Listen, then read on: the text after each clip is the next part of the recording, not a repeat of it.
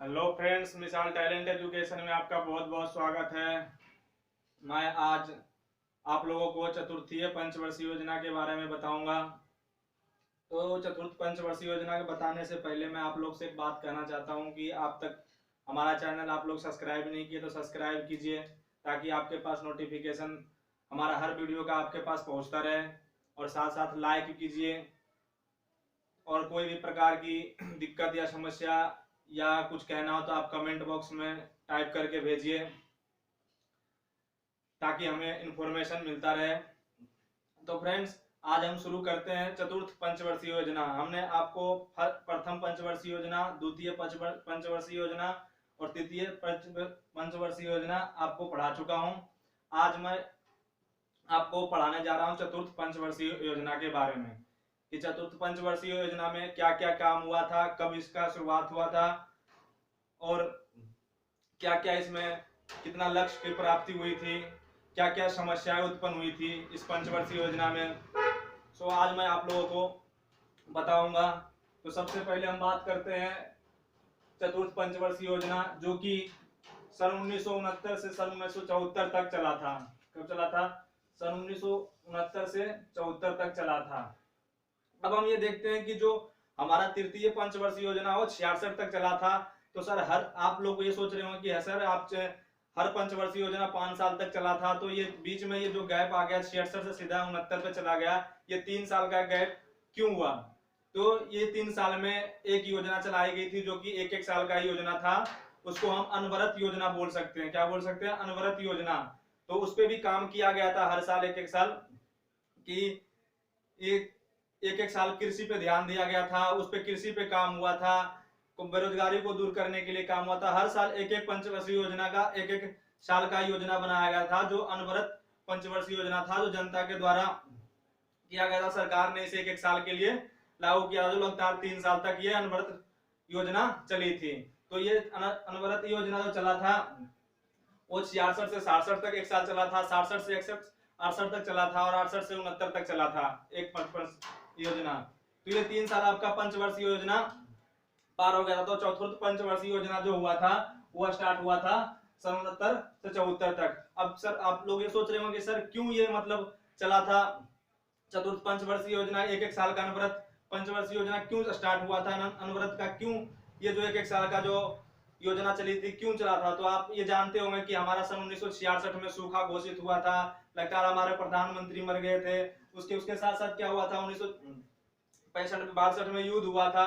तो इन चीजों के कारण से क्या हुआ था, भारत की आर्थिक व्यवस्था क्या हो गया था, बहुत खराब हो गया था, उनके पास बहुत सारा समस्या आ गया था। तो इसके कारण से इन्होंने क्या किया कि वो बजट नहीं बन पाया जो इन्होंने लागू करना चाहा है 5 वर्षीय योजना का।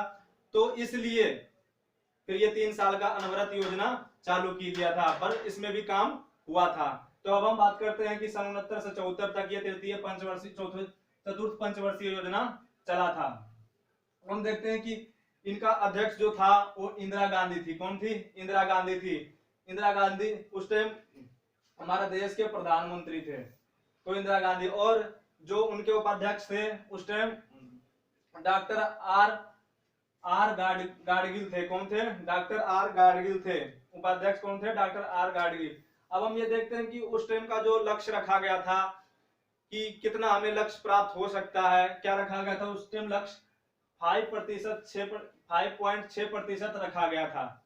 5.6% इसका लक्ष्य रखा गया था, और 5.6% इन्होंने लक्ष्य रखा था। बट इनकी जो वास्तविक जो प्राप्ति हुई, इनसे जो सफल हुआ, इनका मतलब कि कितना आर्थिक विकास हुआ, तो वो विकास हुआ था 3.3%। कितना हुआ था? 3.3% की प्राप्ति हुई थी। और इसके साथ साथ हम देखते हैं इनका जो लक्ष्य रखा गया था कि किस किस काम पे मतलब काम किया जाना चाहिए था, उस काम को क्या इन्होंने रखा था? तो पहला काम रखा था स्थिरता के साथ विकास करना। स्थिरता के साथ विकास करना कहने का मतलब मेरा यह है कि शांति वातावरण से, अपने जिम्मेदारी से उनको क्या करना? विकास करना। कोई मतलब प्रकार की जैसे युद्ध हो रहे तो ये युद्ध वगैरह इनका नहीं करना। और दूसरा था आत्मनिर्भर की स्थिरता प्राप्त करना। आत्मनिर्भर करने के मतलब कि अपने आप ऊपर रह के क्या होना, आत्म मतलब अपने आप पे ही काम करना। ये नहीं कि हम दूसरे के ऊपर निर्भर रह के काम करें। और इसके बाद अब मान लिया जाए सरकार नौकरियां भी देती तो कितनी नौकरियां देगी, किसी को रोजगार देंगे तो कितना रोजगार देंगे, हर घर घर में हर पब्लिक को तो नहीं दे सकते ना, तो इसलिए ये थीम रखा गया था। अब आपसे क्वेश्चन पूछा जाए कि जो चतुर्थ पंचवर्षीय योजना था उसका केंद्र बिंदु क्या था। यदि जो आपसे क्वेश्चन पूछा जाए कि जो चतुर्थ पंचवर्षीय योजना था उसका केंद्र बिंदु क्या था, तो उसका केंद्र बिंदु था कृषि क्षेत्र में तेज से विकास करना। जो कृषि का जो काम था वो हर पंचवर्षीय योजना में क्या हुआ, चलता जा रहा था।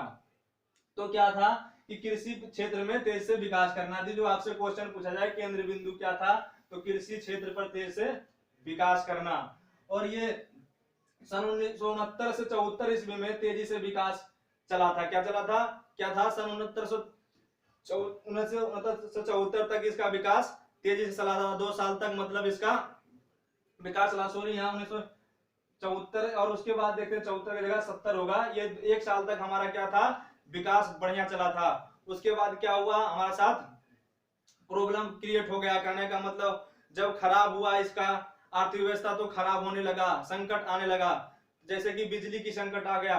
कहने का मतलब उस टाइम क्या था, हर गांव में हर घर घर में बिजली की समस्या हो गई। तो बिजली का निर्माण करने के लिए इन्होंने उपाय सोचा कि बिजली बनाया कैसे जाए, तो उनके लिए भी अलग निर्माण किया गया। वो चीज मैं आपको अभी आगे बताऊंगा। तो क्या था कि बिजली की समस्या हो गई, साथ साथ क्या हुआ, दूसरा महंगाई। दूसरा क्या था, महंगाई भी बढ़ती चली गई। बिजली के साथ साथ क्या हुआ, महंगाई बढ़ती चली गई। महंगाई कैसे बढ़ी, अब जैसे मान लिया जाए जब आर्थिक विकास होगा नहीं, हमारा बाहर से आयात होने लगा देश में, तो क्या हुआ इससे कि हमारे अनाजों की उत्पादन नहीं हुआ, ये सूखा घोषित हो गया था जब सन 1966 में। तो क्या हुआ, इससे हमारी महंगाई की उत्पत्ति होने लगी।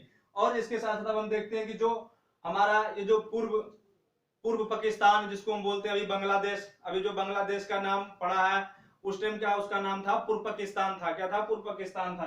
तो पाकिस्तान के जो शरणार्थी की समस्या थी, वहां के से लोग क्या था कि हमारे शरण ले रहे थे इंडिया के अंदर। तो हम हमारे देश के कोई भी सरकार ये नहीं चाहता कि हमारे धरती पे जब कोई आए तो उसे हम भगाए। तो उस टाइम क्या था कि बांग्लादेश को छोड़ छोड़ के क्या कर रहे थे, लोग हमारे देश में आ रहे थे। तो इसकी एक समस्या ये थी। और सन 1971 में अचानक क्या हुआ, ये फिर पाकिस्तान ने इनके साथ गतिमय कर दिया गया। कहने का मतलब फिर से इन्होंने युद्ध करना शुरू कर दिया था। क्या कर दिया, युद्ध करना शुरू कर दिया था। और इसके साथ साथ शस्त्र विद्रोह की समस्या उत्पन्न होने लगी, क्योंकि उस टाइम हमारा जो पंचवर्षीय योजना जब चल रहा था, चतुर्थ पंचवर्षीय योजना, तो सरकार ने ये नहीं इन्वेस्टमेंट करने के लिए सोचा था कि हम सेना के ऊपर कितना खर्च करें, नहीं करें, क्योंकि इसकी तैयारी सही ढंग से नहीं हो पाई थी। तो हम इन्होंने इन्वेस्टमेंट नहीं किया था सेना के ऊपर कितना किया जाए, इसलिए हमारा क्या हुआ, शस्त्र की समस्या आ गई थी। तो अब इसके शस्त्र की समस्या आ गई थी और इनके साथ ये प्रॉब्लम हो गया था। इसके वजह से क्या हुआ, हमारी जो आर्थिक विकास थी वो 3.3% ही रह चुका, लक्ष्य इसका प्राप्त हो सका। अब हम ये देखते हैं कि जो चतुर्थ पंचवर्षीय योजना था किस मॉडल पे आधारित था, तो ये गॉडगिल के ऊपर आधारित था। किसके ऊपर था, गॉडगिल के ऊपर आधारित था। इस योजना का नाम, जो गॉडगिल योजना था उसका नाम विज्ञानी धनंजय के नाम बदलकर रखा गया था। क्या रखा गया, रामचंद्र गॉडगिल के नाम पर रखा गया था। धनंजय रामचंद्र गॉडगिल,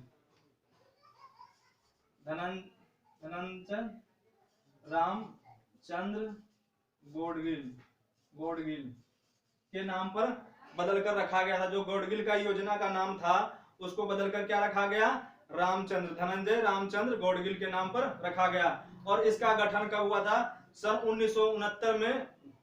सन 1969 में भारत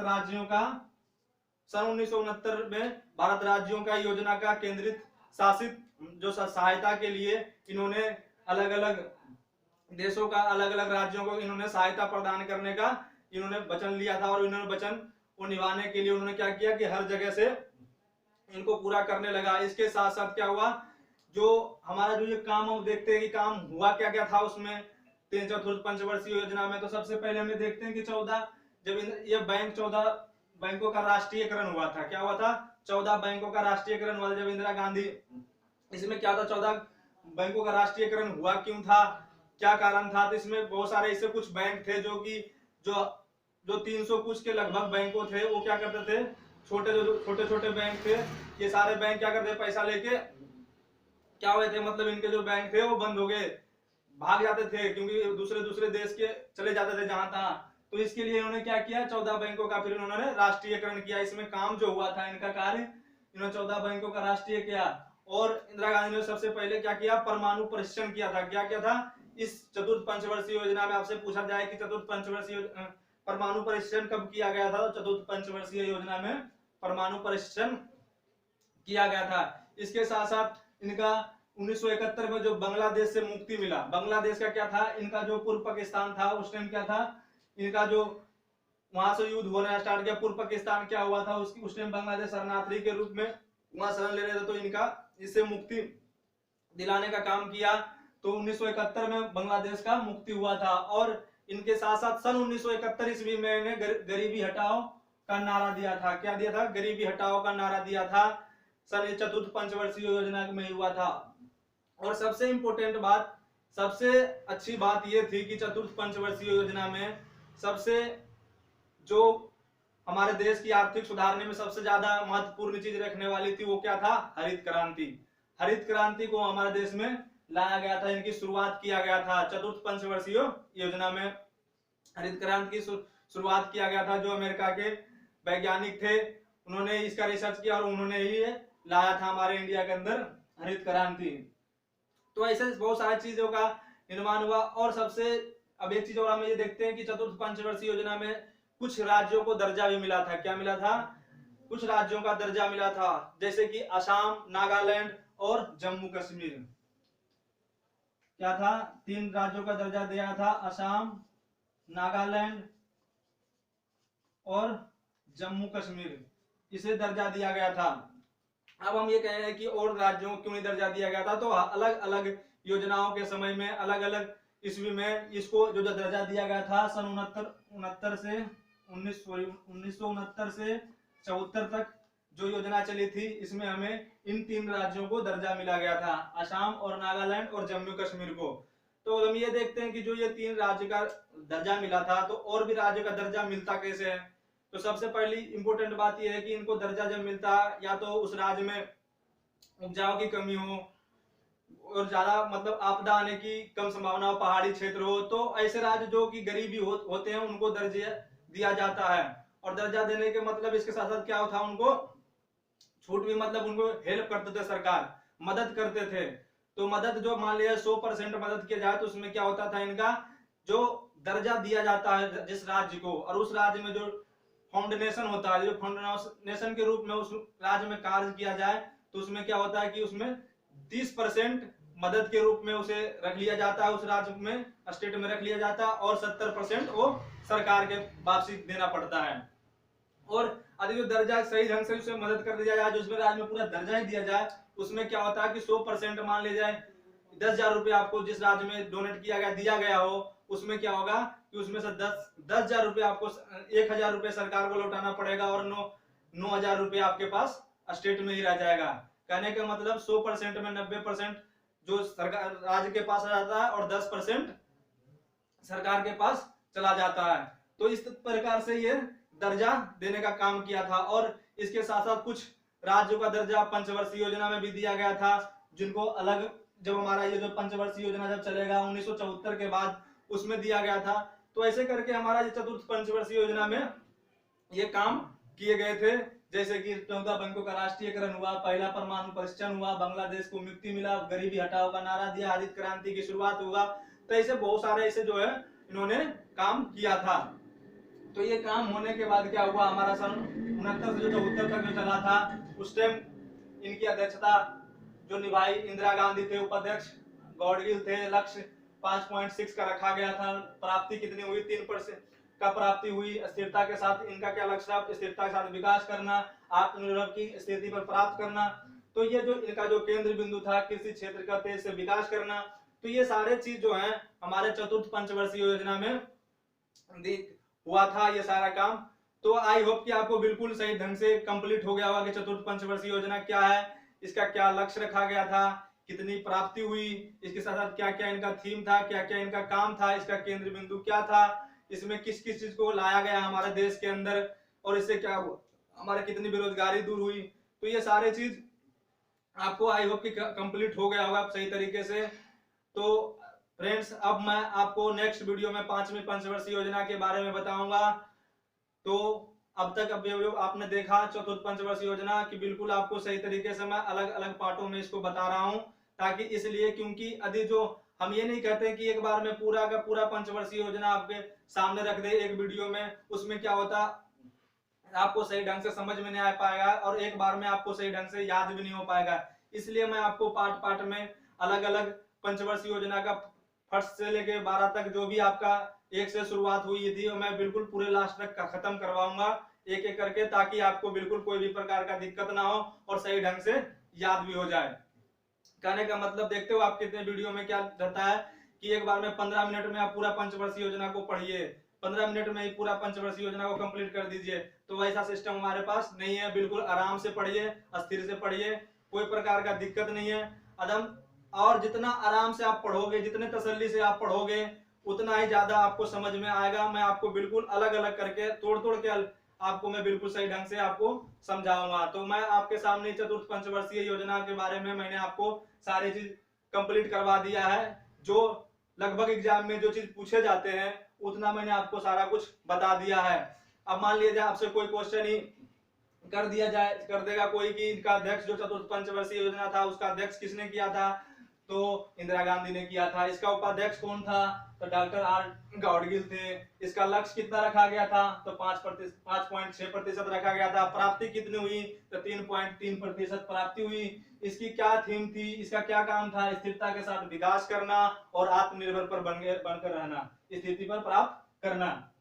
इसका केंद्र बिंदु क्या था, कृषि क्षेत्र में तेज विकास करना।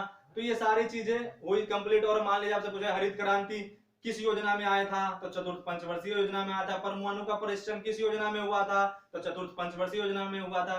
तो ऐसे तरीके से आपके बहुत सारे क्वेश्चंस बन जाएंगे और बहुत सारी चीजें आपको कंप्लीट हो गए और समझ में आपको बिल्कुल सही ढंग से आ जाएंगे। तो फ्रेंड्स मैं आपको एक चीज और कहना चाहता हूं, यदि जो हमारा वीडियो सब्सक्राइब नहीं किए तो प्लीज सब्सक्राइब कीजिए, ताकि आपके पास ऐसे ऐसे वीडियो जो मैं आपको बनाता हूं बिल्कुल एक एक नोटिफिकेशन आपके पास पहुंचे और सही ढंग से बिल्कुल सही तरीके से आप उसे समझिए और आराम से पढ़िए, स्थिर से पढ़िए। तो हमारा वीडियो देखने के लिए आपको बहुत बहुत धन्यवाद।